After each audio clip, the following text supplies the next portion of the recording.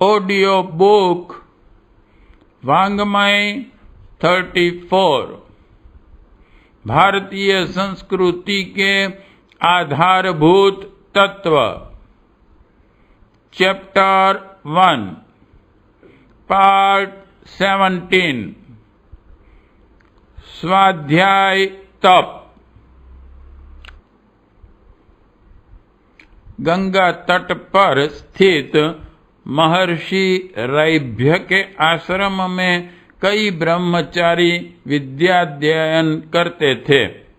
नीति, धर्म और सदाचार का अभ्यास करने के साथ साथ शास्त्र विद्या में भी पारंगत होकर वे समाज में जाते तथा सुयोग्य नागरिक की भूमिका निभाते थे।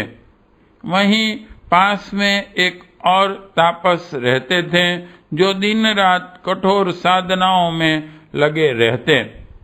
उन तापस का एक पुत्र था, यवकृत। वह भी अपने पिता के समान ही जप तप में लगा रहता, परंतु यवकृत की यह भी आकांक्षा थी कि वह वेद वेदांतों का ज्ञाता, शास्त्रों में निष्णात और पंडित बने। इस आकांक्षा की पूर्ति के लिए यवकृत ने अपने तापस पिता से पूछा। पिता ने कहा, वत्स, विद्या प्राप्ति का तो एक ही उपाय है, स्वाध्याय किया जाए, परंतु तात उससे तो दीर्घकाल में सिद्धि होती है। यवकृत ने कहा, यह साधक की अपनी लगन, योग्यता और ग्रहणशीलता पर निर्भर है। तापस ने कहा, फिर भी इनके अतिरिक्त कोई उपाय नहीं है।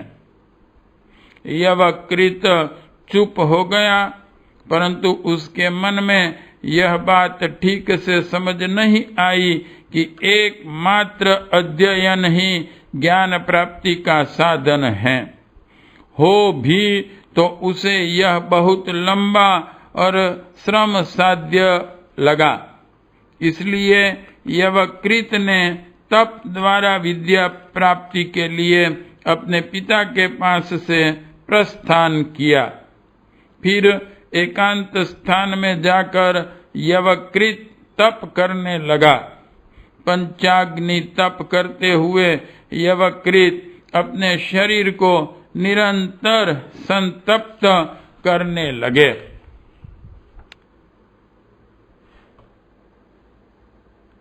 यवकृत को कठोर तप करते देखकर देवराज इंद्र उनके पास आए और उनसे तप का कारण पूछा।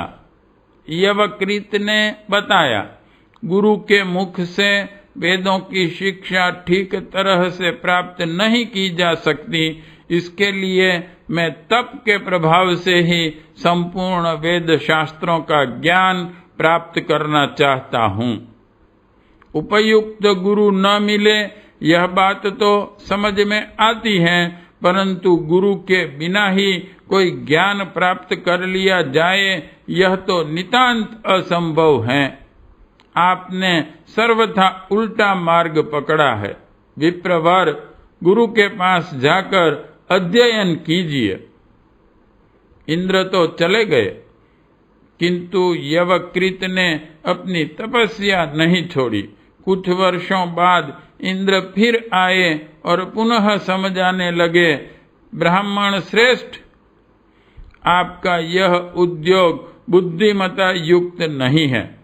किसी को गुरुमुख से पढ़े बिना विद्या प्राप्त भी हो तो वह सफल नहीं होती। आप अपने दुराग्रह को छोड़ दीजिए। इतना कहकर इंद्र चले गए, परंतु यवकृत ने अपना हठ नहीं छोड़ा। उन्होंने और कठिन तप आरंभ कर दिया।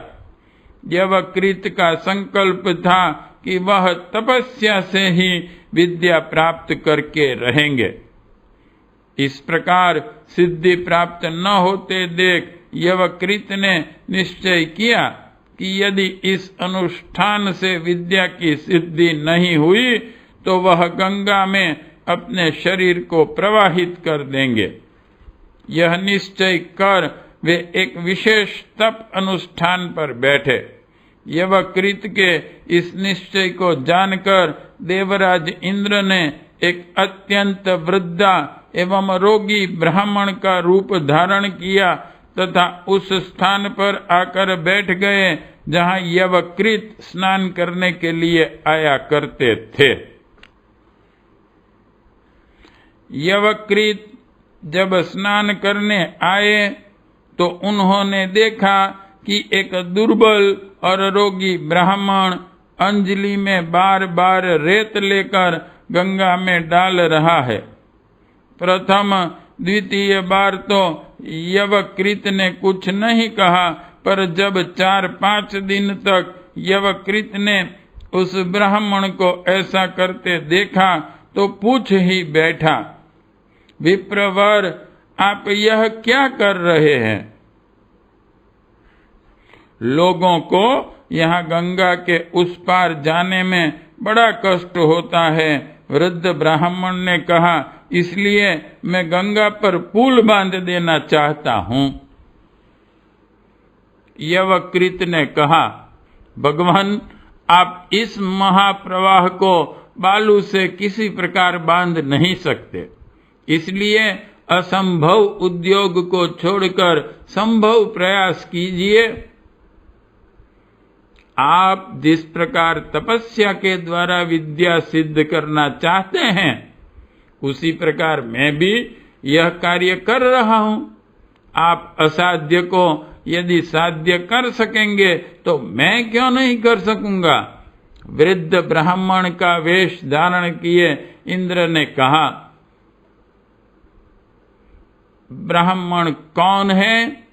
यह यवकृत समझ गए और वे महर्षि रैभ्य के आश्रम में जाकर स्वाध्याय द्वारा ज्ञान प्राप्ति की साधना में संलग्न हो गए।